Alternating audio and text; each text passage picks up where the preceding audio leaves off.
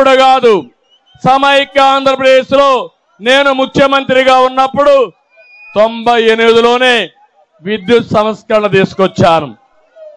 5000 మెగావాట్ల ఆ రోజు సమైక్య ఆంధ్రప్రదేశ్లో ఉంటే 10,000 మెగావాట్లు పెంచాను.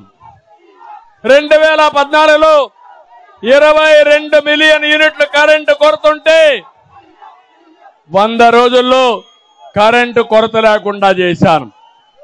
5 సంవత్సరాలు ఒక్క పైసా కరెంటు ఛార్జీ పెంచకుండా నాణ్యమైన కరెంట్ ఇచ్చామా లేదా గుర్తు చేసుకోమని మిమ్మల్ని కోరుతున్నా. ఇచ్చాము అంటే చేలు పైకెత్తండి.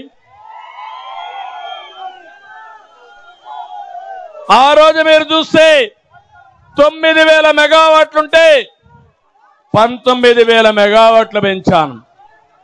ఈ రోజు ఈయన వచ్చిన తర్వాత ఫ్యూయల్ ఛార్జ్ అని, పర్చేజ్ కాస్ట్ అని, టైఅప్ ఛార్జీలని ఏదోదో నాకే అర్థం కావడంలో ఈ ఛార్జీలన్నీ అన్ని కూడా ఇష్టానుసారంగా వేసే పరిస్థితికి వచ్చాడు. ఈరోజు 5 సంవత్సరాల్లో మీరు చూస్తే పేదవాడు భరించలేని భారం వేశాడు. ఒక్కసారి జగన్మోహన్ రెడ్డి మాటలు వినండి, ఒక వీడియో వేస్తాను చూడండి మీరే ఏం చెప్పాడని. ఒక్కసారి మన కరెంటు రేట్లు చూడండి. ఈ రేట్లన్నీ కూడా పూర్తిగా తగ్గించేస్తాను అని చెప్పి మీ అందరికీ కూడా హామీ ఇస్తా ఉన్నా. 200 యూనిట్లు దాకా అంటే మీరు సెల్ ఫోన్ వాడచ్చు,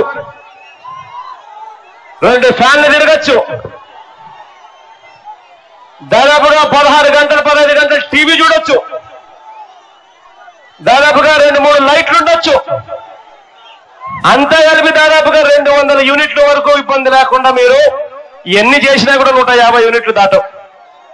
మీకు చెప్తా ఉన్నా, 200 యూనిట్ల వరకు మీకు కరెంటు ఉచితంగా ఇస్తామని చెప్పి మీ అందరికీ కూడా చెప్తా ఉన్నా. మళ్ళా ఒకసారి చూస్తారా వద్దా? అర్థమైపోయిందా మీకు? 200 యూనిట్ల వరకు కరెంట్ ఛార్జీలు ఉచితం. 5 ఏళ్ళు అయిపోయింది, ఇంక 82 రోజులే ఉంది. ఇచ్చాడా అని మిమ్మల్ని అడుగుతున్నా. కరెంటు ఛార్జీలు పెంచనన్నాడు పెద్ద మనిషి, 9 సార్లు పెంచాడా లేదా అని మిమ్మల్ని అడుగుతున్నా. తమ్ముళ్ళు, ఒక తుగ్లక్, ఒక అసమర్థుడు, ఒక విధ్వంసకారుడు ఏం చేస్తాడో ఈ విద్యుత్ రంగమే ఒక ఉదాహరణ.